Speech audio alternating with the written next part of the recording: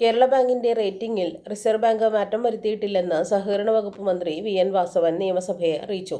നബാർഡാണ് കേരള ബാങ്കിന്റെ റേറ്റിംഗിൽ മാറ്റം വരുത്തിയത്. 2022-23 നബാർഡിന്റെ വാർഷിക പരിശോധനയുമായി ബന്ധപ്പെട്ട സാധാരണ നടപടിക്രമം മാത്രമാണിത്.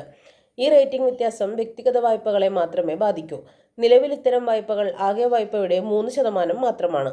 നബാർഡിന്റെ റേറ്റിംഗ് മാറ്റം പ്രാഥമിക കാർഷിക വായ്പാ സഹകരണ സംഘങ്ങൾക്കും ഇതര സംഘങ്ങൾക്കും വായ്പ നൽകുന്നതിന് തടസ്സമല്ല.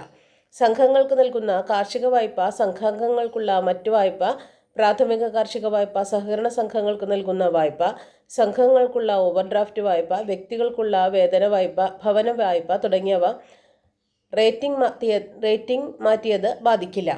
ചെറുകിട സംരംഭ വായ്പയ്ക്ക് നിലവിലെ തോതിൽ വായ്പ നൽകാനും തടസ്സമില്ല. കേരള ബാങ്ക് കഴിഞ്ഞ വർഷം 209 കോടി രൂപ ലാഭം നേടി. ബാങ്ക് രൂപീകരിച്ച ശേഷമുള്ള കൂടിയ ലാഭമാണിത്.